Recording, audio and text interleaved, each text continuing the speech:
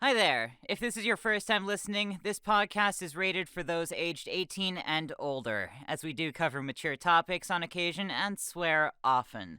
So if you shouldn't handle these topics, click the fuck off right now. And, all you motherfuckers still here, enjoy the show. Jazzy, I have a question. I may have an answer. Did you ever, before we had, some good fucking food, did you ever watch series or play video games or like watch anime that had a romance plot or subplot, and you just like self-insert as one of the characters and just like die? Did I ever self-insert myself into a romance plot in like a movie, show, anime, or whatever? Yes.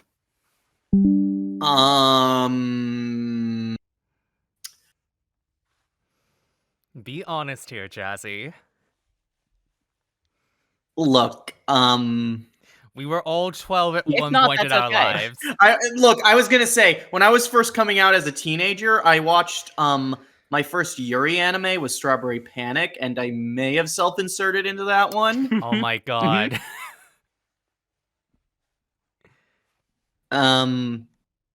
Excellent. But in fairness, Strawberry Panic is a good anime, but It is.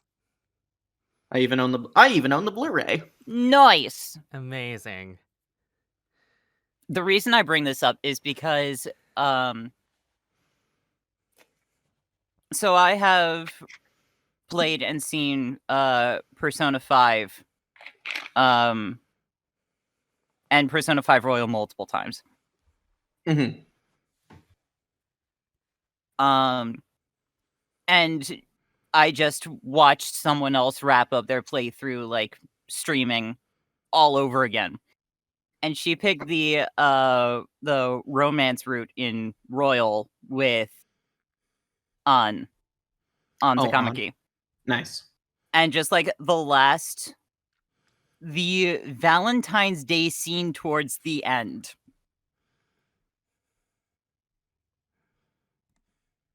is, oh my god.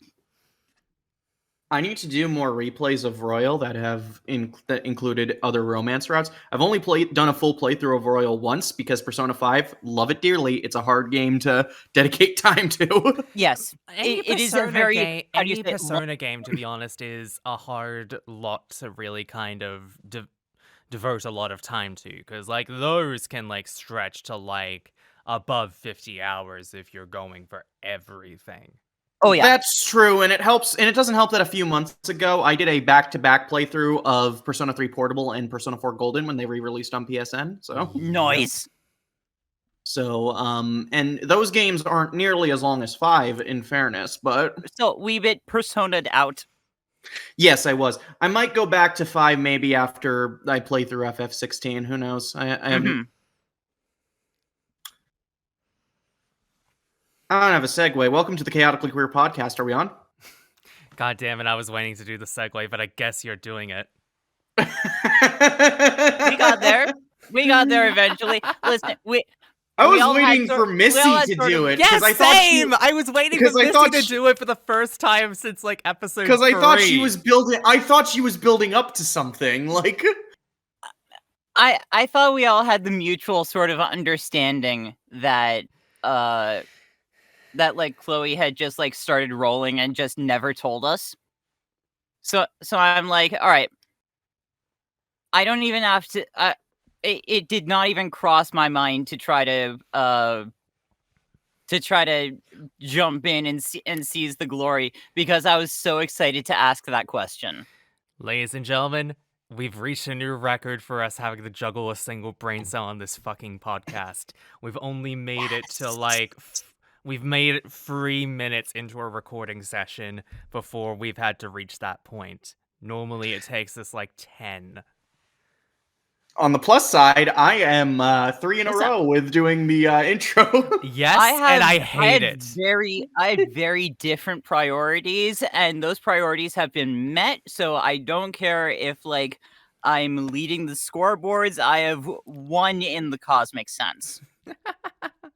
Maybe the real winners was the friends we made along the way. Maybe the real winners was making Jazzy list one of her first Yuri. I mean, I You're could welcome. like Strawberry Panic was like something that also helped me figure out my identity. So I guess that's also why I have a soft spot for it. It's a flawed as fuck anime. Like I think the first half takes a while to really get to anything interesting plot wise. But you know, it's cute. It's gay. I like it. So Speaking of cute, gay, and also first Yuri, Me? Kashimashi Girl Meets Girl, which also kind of was part of the reason that I started forming my egg, because the entire plot involves a boy turning into a girl and going to an all-girls school and it turning into Yuri. Yeah, I heard of that one. I've not. It's really good gender fucky shit. Amazing. And it's just like, and it's like that, and watching Ranma when I started watching anime back in 2010 when I was in high school. That really I feel like sort of made Ranma is like the big one. Yeah, that's that, and Kashimashi are two of the things that made me go like, why is this making me feel weird? Why is this making me feel weird? Why is this making me feel weird? Why do I feel seen? I'm the only one in the room. Ah! See, the reason my egg formed is because I had a lot of crushes on female characters, and for some reason it felt gay. Yes. Like, yes. Oh my god. Really gay. So I tell this story like every so often. Jazzy, I actually don't know if I've told you this story. I knew I was gay before I knew I was trans. Nice. Because growing up, especially around like high school and like early college years, when I started like I started working at a local theme park when I was 17. As like a lot of the the kids in my area would do for like their first jobs, because it was like seasonally hiring and it was like reliable and stuff like that. Minimum wage bullshit. But like actually like being around other like more other people my age, because I was homeschooled growing up. I was very isolated. Being around guys, and like by guys I mean like bros around my age, and like hearing how they would talk about girls and like what they like, me listening to what they were talking about, I'm like, I like girls, but I cannot relate to you. Exactly. It's that weird part of like, you know, I like what you like, but the reason you're laying down are like completely like foreign to me. Yes. Yeah. Oh my god. Oh my god, I wasn't the only one that felt that way. No.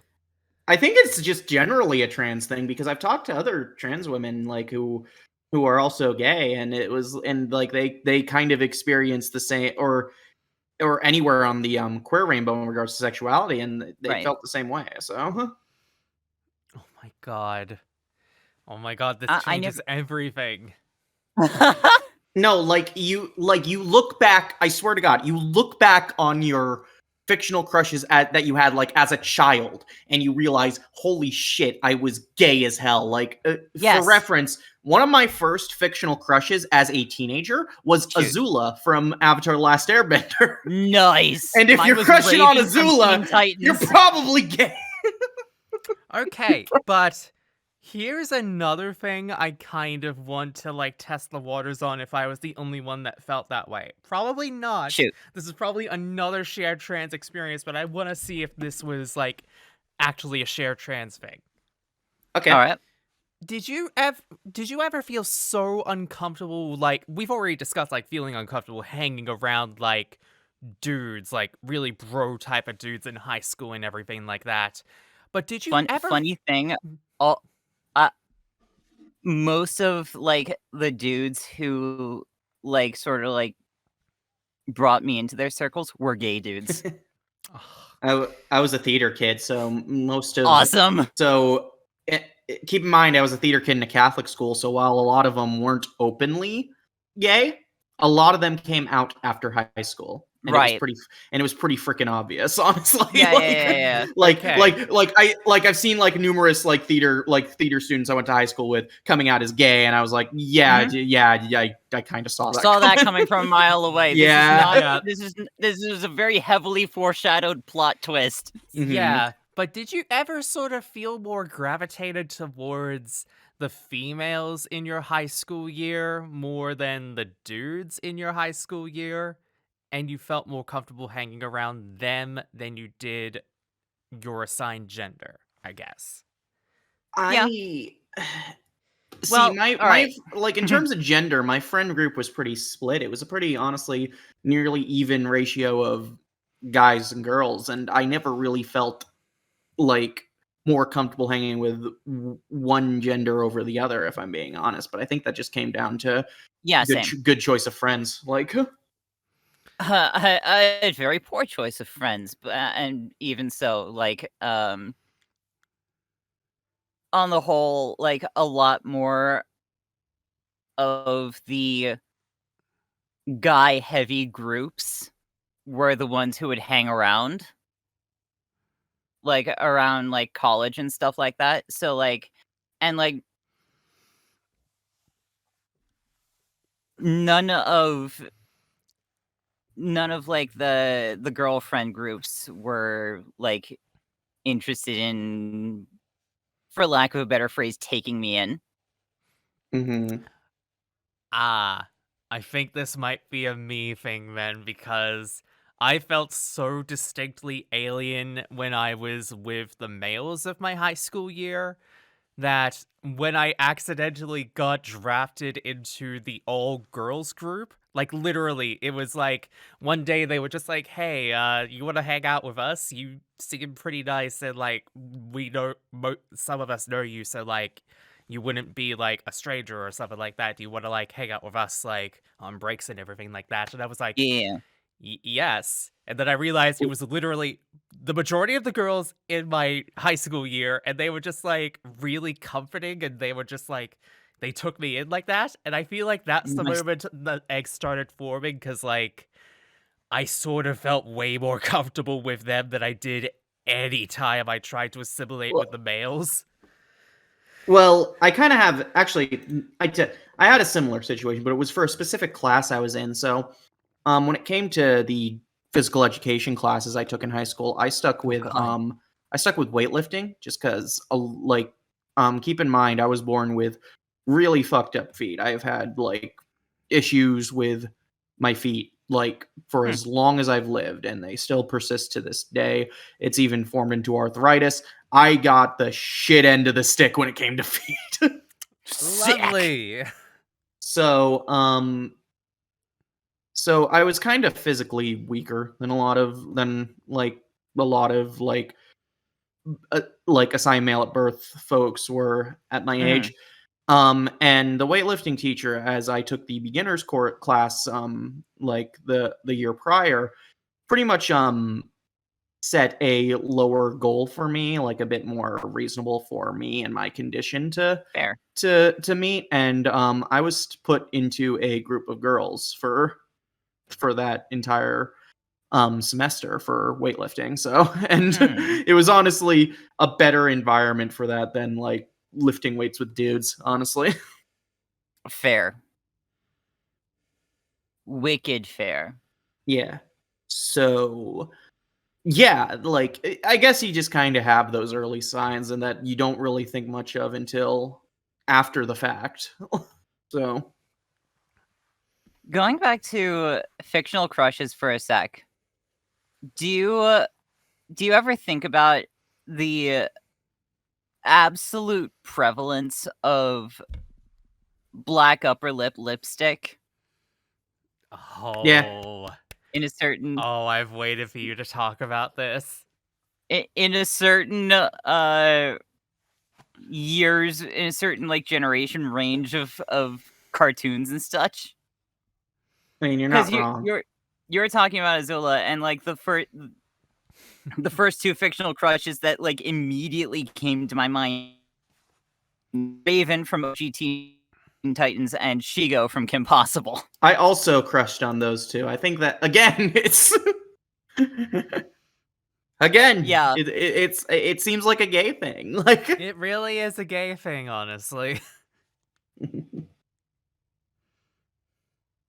like to the point where like even I like it was so formative to me that like I started like back when I put on makeup and I went outside. um if I had like lipstick, I would like I would like only put it on the top lip. Hmm. And and maybe just like just smear a little on the bottom, but like it's a legit look and it's so deeply ingrained in who I am that just like looking back on it, I'm like, yeah, that was everywhere.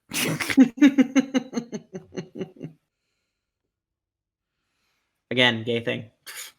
Yes, absolutely gay thing. Who do I have to thank for this? Good question. Like, what was Good. the who was the originator of that in media? We need to Like like these were all do. different franchises. We need to do Man, like extensive research on this, like in between podcast episodes. I know, right? Next podcast, we're gonna be like, okay, so this month, we're doing a deep dive into the origins of black lipstick for queer characters. You know that meme from Always Sunny where Charlie just has the fucking like That's just bulletin gonna be board? us It's the next more, yeah. podcast.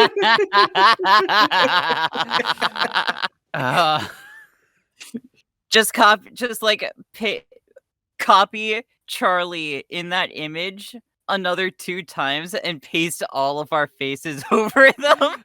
Jesus. So like make Charlie into a people hydra basically. No. Oh.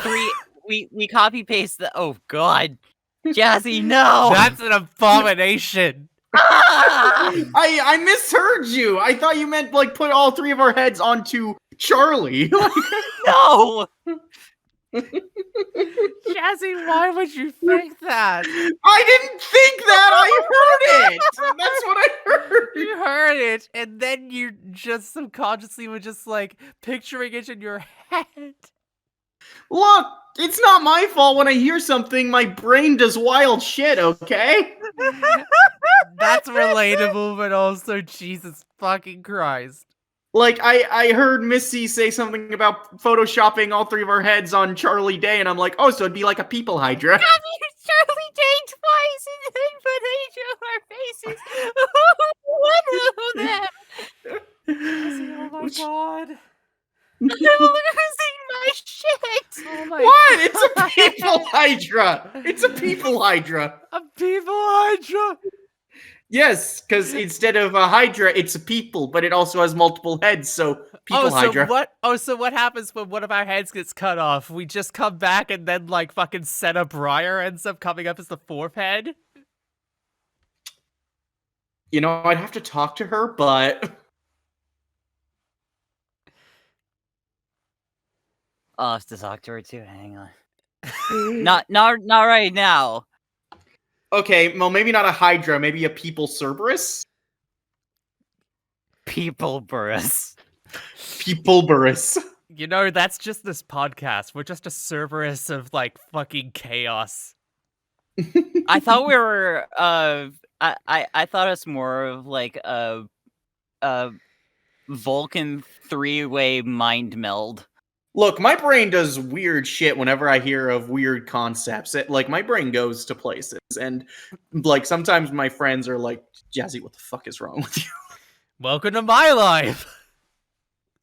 People used to be like, Missy, what the fuck is wrong with you? Then I was then I actually made friends who encouraged this kind of behavior.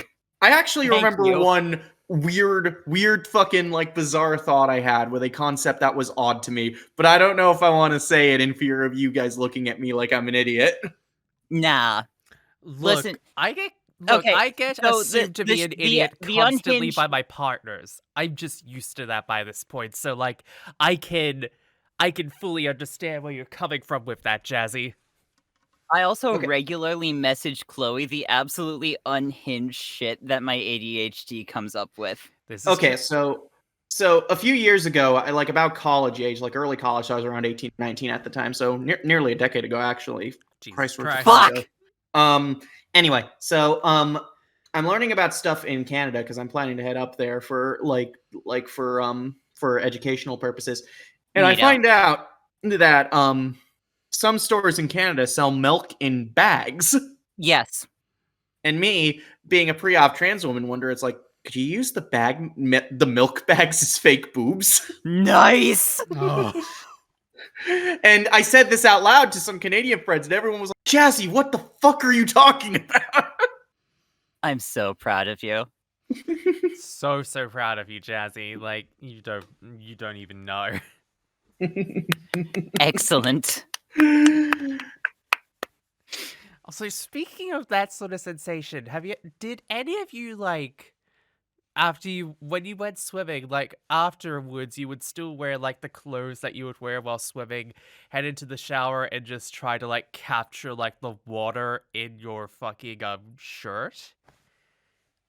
The water in my what? Like you would wear I think I know what you're talking about, but go on. Yes, like, and you would just like have it well up in your chest so that you had like fake boobs. Or you just like Oh, yeah. hug your scrunchie Yes. to your chest. Yes, I know exactly what you're talking about. Yes, I did. Did anyone have that feeling and just go like, why does this feel so good? Yes, it explains. Oh shit! I didn't even think. Oh, Yes!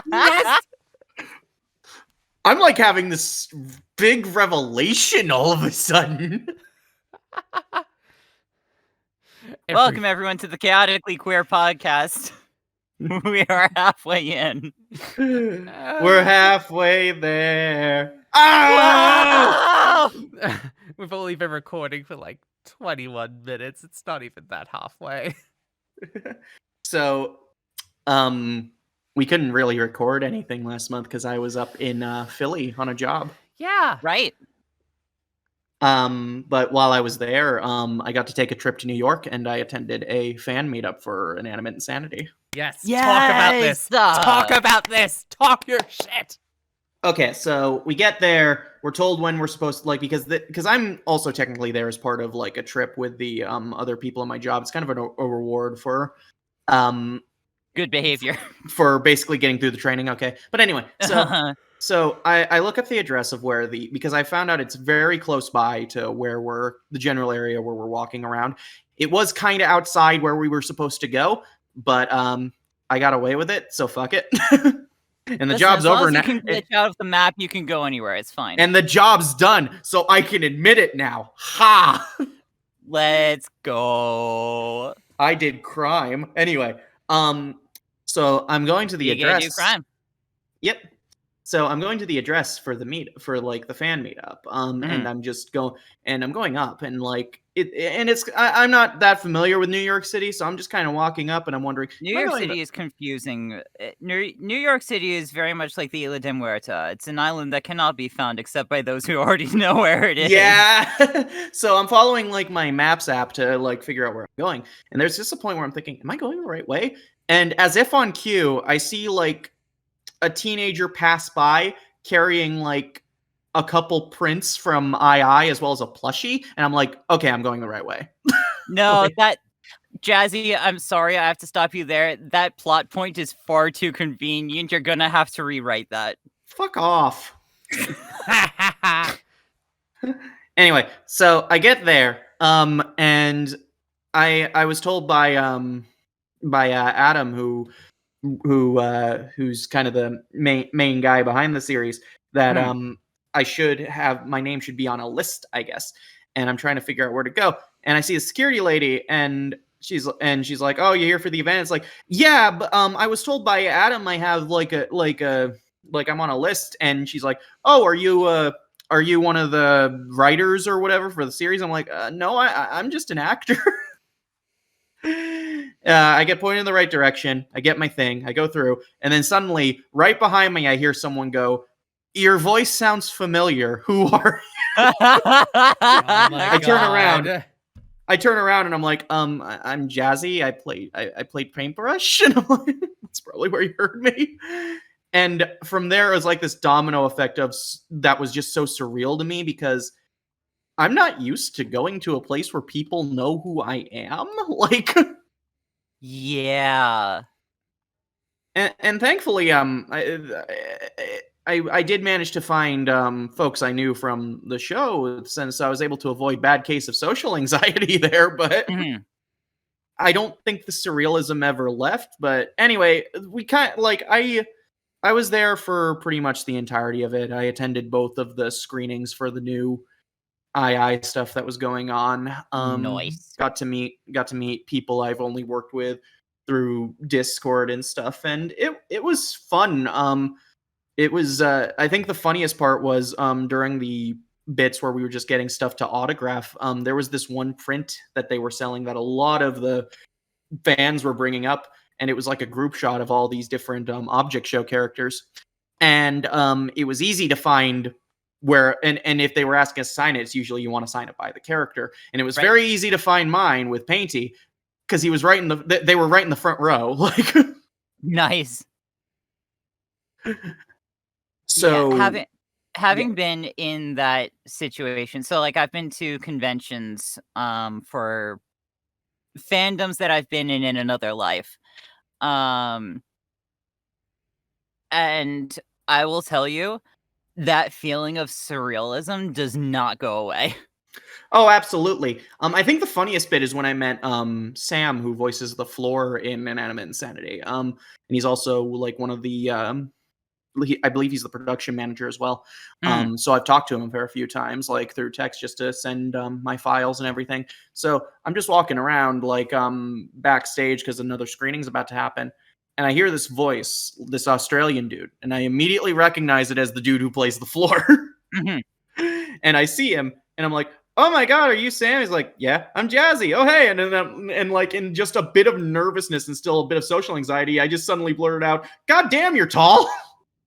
Because he was like he's very fucking tall. He is a tall dude. Like, Awesome.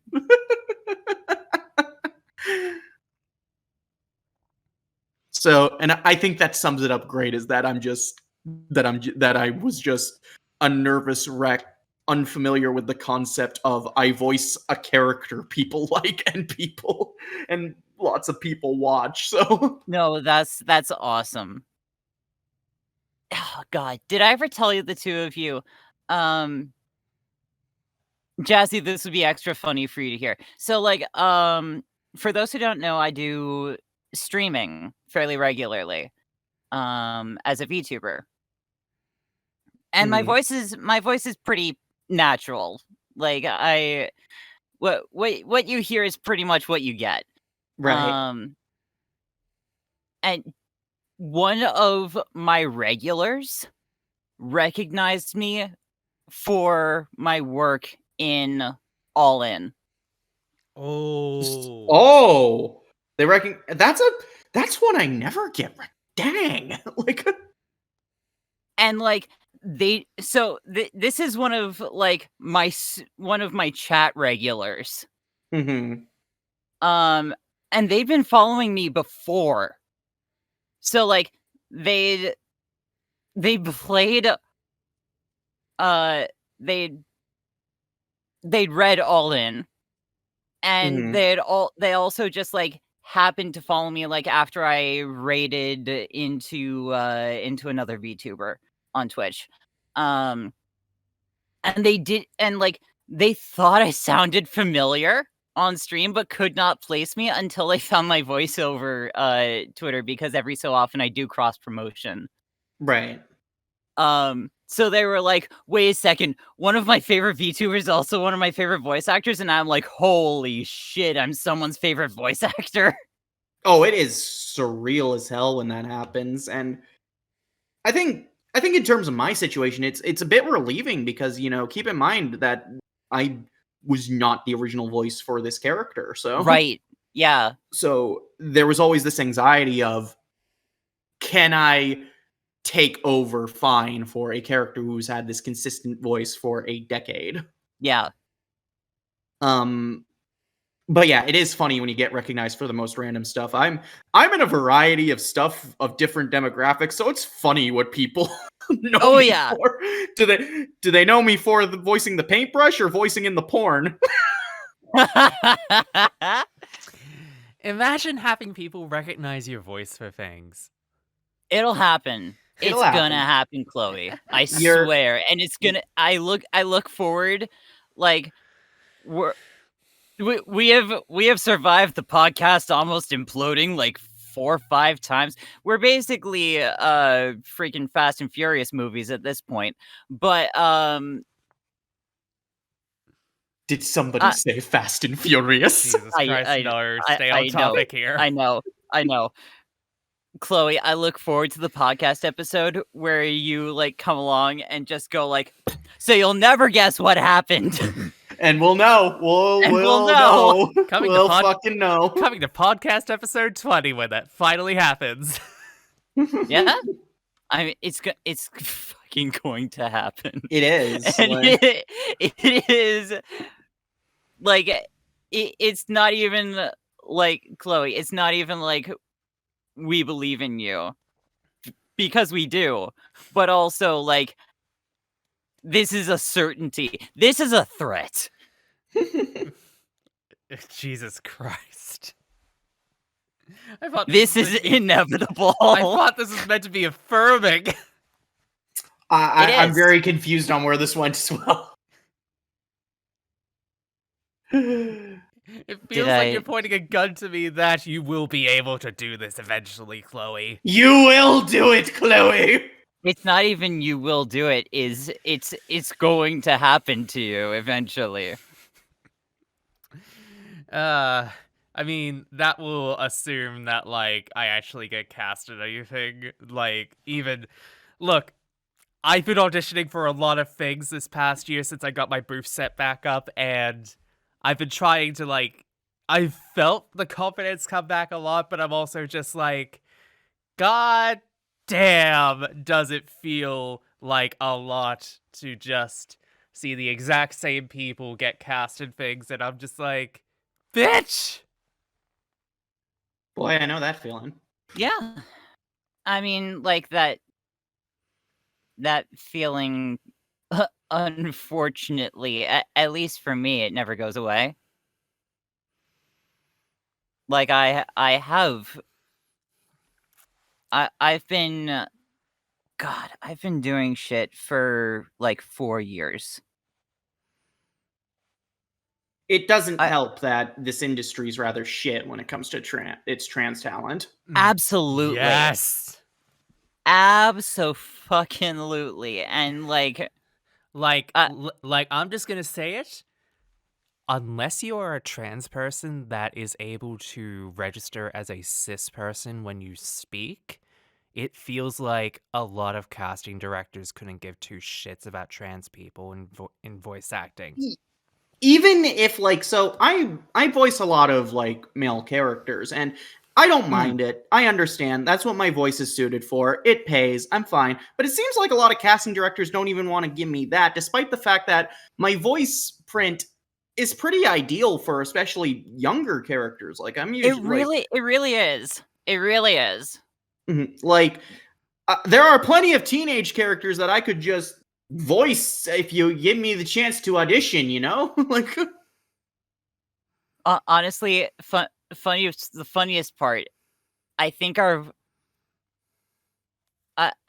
voices put us sort of out of order in terms of like in contrast to our actual ages, the ages that our voices would land us from youngest to oldest, I actually would say goes Jazzy, Chloe, Missy. Wait, was so that? I sound the youngest of all of us, basically. Yes. I mean, I'm not terribly surprised because I tend to I was born with a baby face, I swear. If I'm like substitute teaching at a high school, not half the time I usually get confused for one of the students. Damn, I can't believe I got carded at a high school. You know, funny thing is, I keep on getting mistaken for being, like, in my early 20s still, despite the fact that I'm about to enter, like, the later stages of my 20s, and I'm like, you know what? As someone who used to get mistaken for being, like, 3 to 4 years older than she was initially before HRT, I'll take it. Even before HRT, I've always been like, people look at me, it's like, wow, you do not look your age, and I'm like, thanks. Like I don't like, and it doesn't help that I don't sound it either. Like, would you take this voice for 27, almost 28? Like,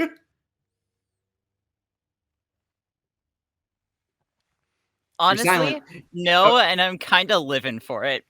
I mean, I do too.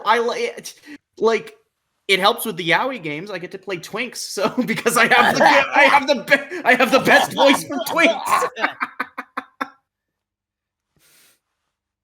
God, if you had said that like half a second earlier, I would have had water just fucking shoot out of my nose. Oh, God. Meanwhile, apparently, like, I'm just waiting for the day that, like, I voice a character that destroys every lesbian online. I'm living for that day. Hee. Yes. I really want to I think my dream role in that regard is to play I want to play like a Lady Dimitrescu type, just because Holy! Giant, scary. It's perfect. I think it would be perfect for me. All I wanna do is see you turn into a giant woman, a giant woman. Although, ironically, like, okay, genuine question. How tall are the both of you? I forget sometimes. I'm 5'10". I'm 5'10" and a half. Probably closer to 5'10" now. Okay, I'm 5'7". Baby! Listen, I was like 5 foot. No, wait, no, I'm 5'6". I was 5'8" before HRT. And then Baby! I can give you head pats. A lot of people do that already. I would welcome that.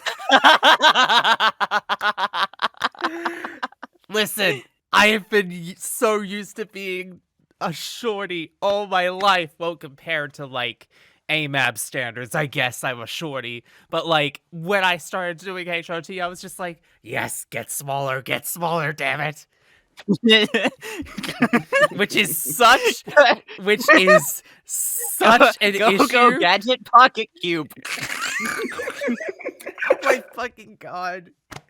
Which is it's a gift and a curse because You're welcome because for that, I have just like, okay, fuck it. We talked about a lot of weird stuff in this podcast, but tall femmes get me so horny. They get me so fucking hot and bothered, which is just like, I'm afraid for when we end up meeting in person, because I'm just gonna be like, you two are just gonna be able to tower over me, and I'm gonna be like, fuck. This It's is just gonna. I think we need an additional warning on this particular episode. Or warning, horny Chloe. It's. I mean, the first podcast we talked about was like who was the top and bottom in like She-Ra. People know right. people know what Oh, the fuck they're fuck, getting into on this podcast. Oh fuck, we did talk about that, didn't we? What? We did. By the way, And besides, we already have warnings. by the way, if I remember correctly, if I'm remembering this correctly, by the time this podcast comes out, it would have been officially 1 year since we started doing this podcast, because we started it in August of 2022. Holy shit. So Look, I am. it's kind of just dawning on me the fact that the thing I'm most popular for is mainly popular with kids, and kids can't watch half of the other shit I'm in. Yes. Don't you just love it? Oh, it's great. It's hilarious. It's like, you know, it's a good story to tell to extended family I haven't seen in a while. The duality.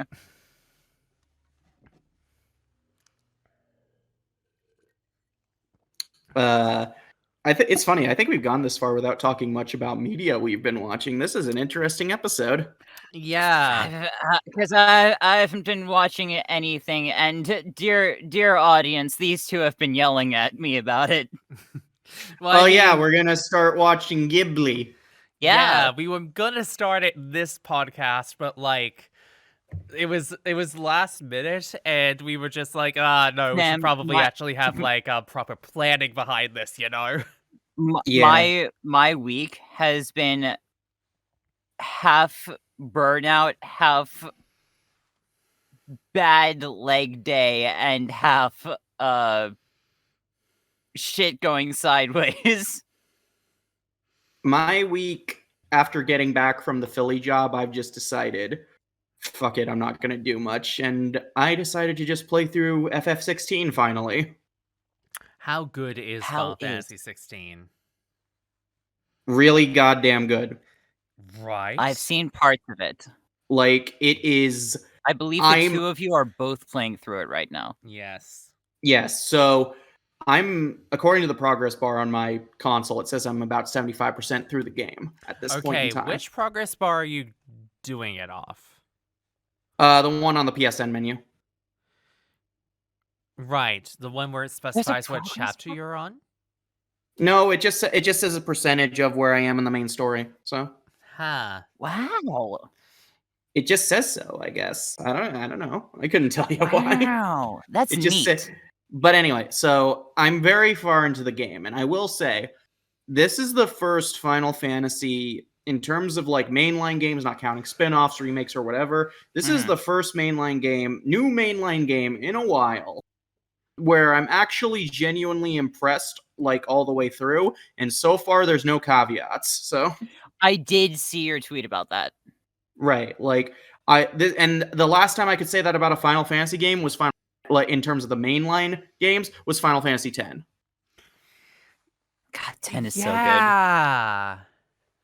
Like, so there's no caveat to me saying this is a really good game. Like, I haven't played 11 because I was not playing online games at the time where it was in its prime. 11 the one with Zidane?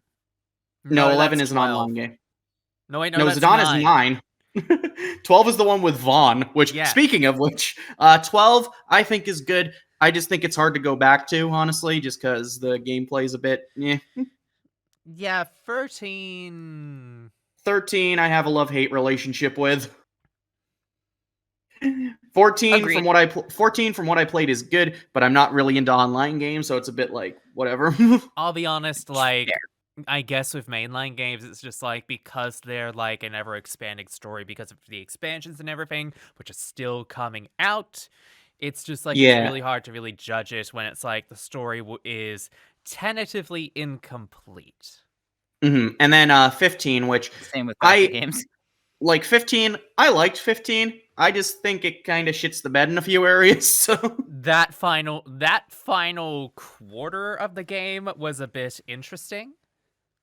it's funny. Yeah, the hallway bit was annoying, and then when they did Royal Edition, they made the final area of the game worse, in my opinion. So Yeah. like, But oh my my god, boys. like my god, the final area was fine the way it was. It was a bit linear, but I was fine with it. Now you made it too long, and I'm old. Plus, also 15 has a lot of obnoxious DLC usage that kind of brings it down for me. Yeah, like you could kind of tell that even though they released it, it still felt like it was a bit incomplete in some areas. But no, 16, I'm actually having a blast with. I don't know if I'd put it like in my top 5 or whatever, but to be fair, the top 5 of Final Fantasy games are like games I am really goddamn nostalgic for. So, Right. but it is a genuinely really fun game where my only issues are just kind of me problems. Like, God, imagine. I'll say, I look forward to seeing whether whether stuff like Final Fantasy 16 winds up cleanly fitting into into the same vibe of nostalgia that we already attribute to like past stuff like Final mhm. Fantasy 10. Yes. Like, but yeah, my only issue with 16, that's kind of a me problem, is I wish the RPG mechanics were a bit deeper, I guess you could say. Like, All right. I guess, yeah. I kind like of they're pretty bare bones for my taste, but honestly, hot Does take, I really like 16 the have battle. like a sphere system or not really the battle system itself, but more like there's never a point where I feel like in this game where I feel like what level I'm at really matters. Like, It's I sort know of it the does. same issue that was prevalent in 13's level system. Yes. So, okay, so but again, it feels like more of the same but in a different place. right. So, but Got it. that's a me problem because the combat itself is really goddamn fun. It feels like they haven't really had like a really unique sort of leveling system since 12, I want to say. And even then, 12 was kind of unique in the wrong ways, I would argue. Yeah. And it's like it was 15 memorable. Yes, memorable. How? Yeah, like the only real sort of system that they have is that like you get to decide what upgrades for your skills and what skills you get to unlock using points. Mhm. And to be Hmm. honest, I think that's probably like one of the weakest systems that have been in it. Like I would take junctioning magic over what's happening here. Yeah, same. Like, as much as I hate to admit it, and keep in mind, I don't like junctioning magic, but but yeah, no, 16, it's fun. I like the gameplay. I think the characters are well written. The story's very interesting. It's very much grabbed my attention throughout. Um, I'm looking forward to seeing how it ends because everything it's building up is so interesting to me. Hopefully it doesn't hopefully it doesn't drop the ball. Yeah, because like that was sort of the really big thing that sort of kind of messed with 15 for me. It's like it was really good up until a certain point, and then it just went consistently downhill after that point. The thing about me with 15 is unless I'm playing it for a dedicated marathon, usually I'll play it up to the point they get on the boat and then stop. Yikes. Like, cuz I like or maybe even a bit of Altissia because it has its moments, but after that it's like no. Fair and valid. Then, But yeah, although in 15's defense, it has one of the best ending scenes, like final scenes in all of Final Fantasy, in my opinion. Yes. oh yeah, the ending's great. The ending's great, especially considering I think the story of 15 is bad. I like the characters. I just think the story they're thrown in is kind of shit. So Yeah. Also, the song that plays during that bit, mwah. Like, I would oh argue yeah, 15 has one of the best soundtracks in all of Final Fantasy. when you Oh get my the Kingdom goodness. Hearts lady behind it, you're only gonna get gold. Yes.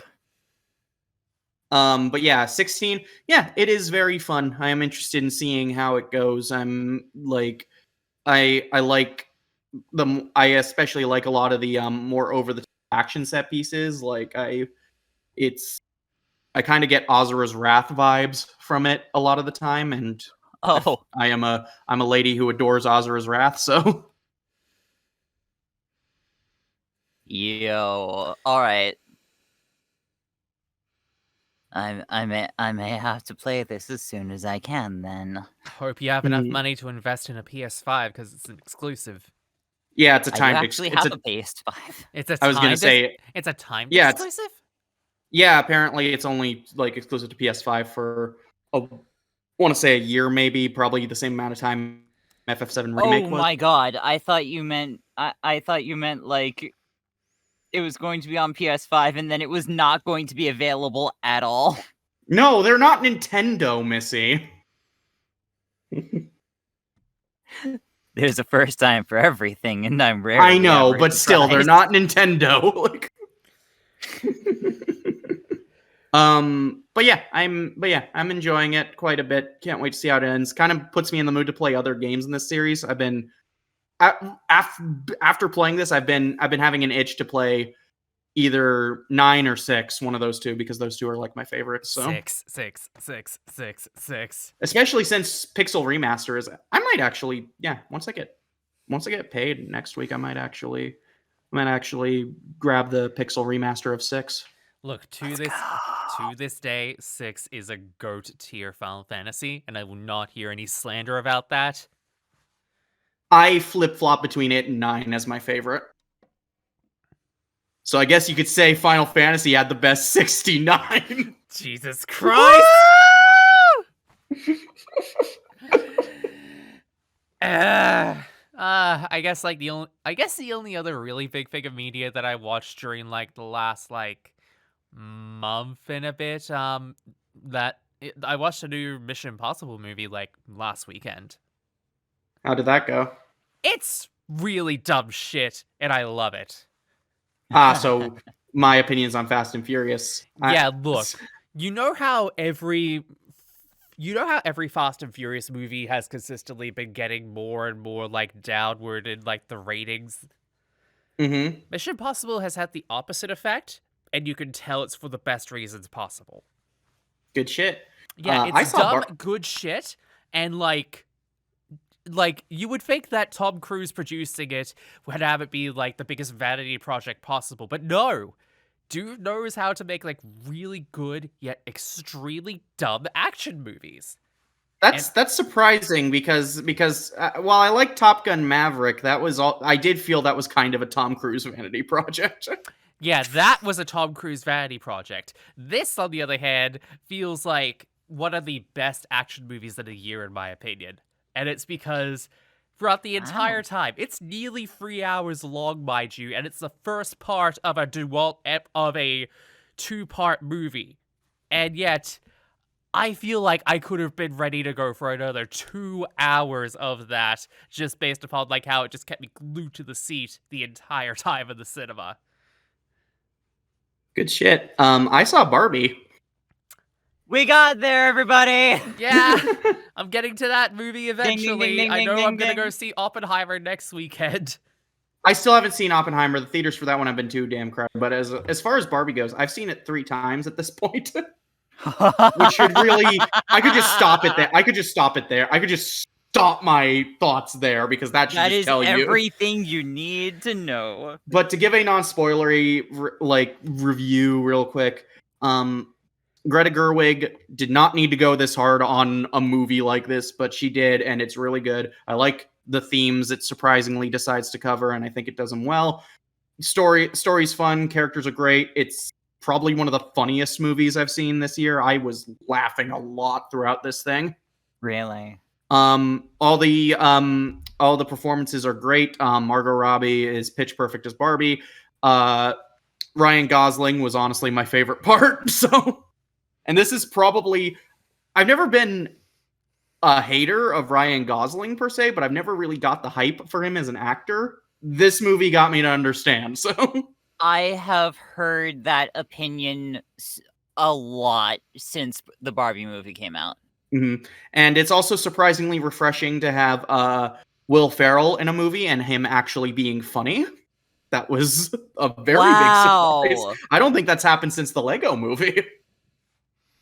And here I keep forgetting he was in the Lego movie. Yeah.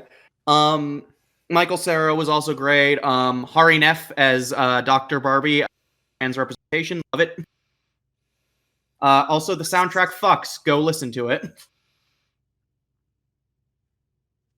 Yeah, no one got to hear because this was before we were rolling, but I looked up the soundtrack because Jazzy had mentioned it when it was just the two of us in the call. And wow. Yeah. Wow. Yeah. But other than that, my roommates started showing me the second season of Good Omens. I've seen the first episode. It's already come out. All right. Yep. I'll say from the first episode alone. I'll say from the first episode alone, I kind of like it more than the first season. Ambitious. Oh my god, really? Yeah, it's weird because here's the thing with me. I liked the first season. I didn't love it. I did too. But this one feels a lot more interesting in what it's doing, and I think that's because they're not adapting a book this time, so they have a bit more freedom to just do whatever. Yeah. And I find it more interesting. A lot of the camera work was a lot more and I know that's a weird thing to point out, but like the camera work and cinematography on some scenes was just noticeably better in places. I think sometimes cinematography will make or break a scene. Mm-hmm. And I find the story has kind of caught my attention a bit more in what they got to do. And carrying over from the first season, David Tennant and Michael Sheen have outstanding on-screen chemistry as always. I think they've always been. I love the both of them so much. I think they've always been the reason why this series works as well as it does. Yes. It's also more focused. One of my biggest problems with the first season is I felt it kind of jumped a lot between too many subplots. It did. Mm-hmm. It did, and that was very familiar to me, having read having mostly gotten a sense for Neil Gaiman's fingerprints through the Sandman books. Mm-hmm. Yeah. But no, this one feels a lot more focused. It is primarily focused on what Aziraphale and Crowley are going through, with only like a couple other deviations going on within this episode. And wow. it works. I'm more invested as a result. So, hell yeah. So yeah, so far so good. Looking forward to how it continues. I think we're watching episode 2 tonight. Once I'm done here. I finally managed to get around to watching that third season of The Witcher. How's that going? Got one episode left of it, but it's been enjoyable. It's a lot better than Blood Origins was. I think I watched most of the first season of Witcher, but I never watched past that. And it's weird because I liked what I saw, but I think the fact that season 4 is going to be having a different Geralt and just all the shit I'm hearing just kind of season 4 is the one where season 4 is the one where it switches from fucking Henry Cavill to Liam Hemsworth. And I think that just kind of killed my interest because one of my favorite things about The Witcher from what I saw was Cavill's performance. So yeah. So I'm just bummed that the execs got an exec and they wouldn't get it, and they wouldn't get him a script he liked. So yeah, and especially given the fact that according to the writers, they don't care about the books. That just kind of soured me a little bit. I'm wanting to continue. That being said, the writing of this season hasn't been too bad, so I'm just like, Like, it definitely isn't as good as seasons 1 and 2, but also at the same time, I'm just like, ugh. Right. That being said, at least it wasn't putting me Fair to and sleep. valid. At least it wasn't putting me to sleep like fucking Blood Origins was. Have I seen or done anything else this past whatever? I don't think I have. Like I said, Oppenheimer's. I'll be honest, not overloading yourself in itself is a good thing. Yeah, like you had that whole thing with like the that like you had that whole jump thing, so like it is fine if you weren't doing anything that much, Jazzy. That's fair. I guess, like, with wrapping it up, what is the agenda for y'all this month? I'm working on finding a new, like my roommate and I are looking for a new place to live once our lease expires, and I also have to head back to Colorado to do some house sitting. Yeehaw. So Me, fun times. I'm just keep on keeping on. Hopefully this I'm planning to take a little bit of time for myself after next week to take a little bit off streaming and just focus on getting my energy back. That sounds good, honestly. That genuinely sounds really good. Like, Mhm. rest is important. Absolutely. As I say, do what you need to do and rest where you can. Yes. That being said, with me, I guess, like, I mean, I have like 2 videos that I'm gonna be getting out before the end of the month. One of them is Right. one of them is an in transition on Witch. That's why I was talking about watching it on the last podcast. And the other one is the second part of the Utena retrospective. And I am so excited for that second one to come out because there is one bit in it that I'm getting the lines in for it, and people are just like, I've had so much fun working on this because I love Utena, and I'm just like, hell to the yeah. Chloe, you should use my sandwich joke for the witch review. Potentially. Potentially, I might have to go back and listen to that podcast to see what the fucking what the joke was. I think just I can tell you what the joke. It was I the can tell beach you what the episode joke was. yeah, it was the Yeah. beach episode joke. Where I said, "Was there a beach episode? Too bad. It could have been called Sandwich." Don't kick me out this time, please. I won't. I gotta tell you though, the references in the Nadesco episode were peak. Yes, they were. Which references? The references to Jazzy deliberately getting the name wrong. Yes. Yes. Excuse me. I resent the idea that it was ever deliberate. Look, I had to put them in somewhere, and like It may not have been deliberate the first time, but you definitely did not put the joke down when you realized it was in your hands. surprisingly, that video actually did a lot better than I thought it did. Cause like I Let's I was go! expecting that to bomb heavily, but it turns out people like it. People like that series, and I'm just like, wow. And also, apparently, one person left a comment on it stating that they had an interesting experience with getting some illegal substances because it came in a DVD case of that show that still had the disc in it. Yeah. I wasn't aware Marty McFly's succubus blah blah blah also got people high. Let her cook. Apparently, apparently anime DVD discs are a way of distributing your wares in that way. Dang, sounds like a lucrative business. To wherever they need to be. I wish there was a Breaking Bad episode about that. Call the Martian successor, my dick. So No, just Walt and Jesse putting the fucking meth in anime DVDs. Jesse explaining the plot of Nadesco, and Walter goes, "What the fuck are you talking about, Jesse?" No. He'd be explaining Evangelion and would be really wondering what the fuck he's talking about. Speaking of, weren't you gonna get around to watching Evangelion eventually, Missy? Eventually, yes. That's gonna be fun to talk about eventually. Oh, I am excited. But yep. We should definitely go ahead. We should definitely like start wrapping this up like properly now. Oh yeah, probably.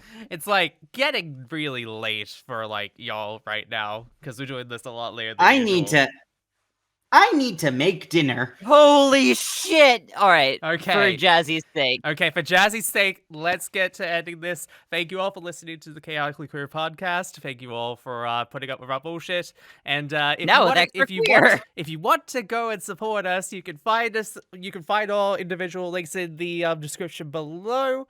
For all of us here, I've been Chloe. I've been Missy.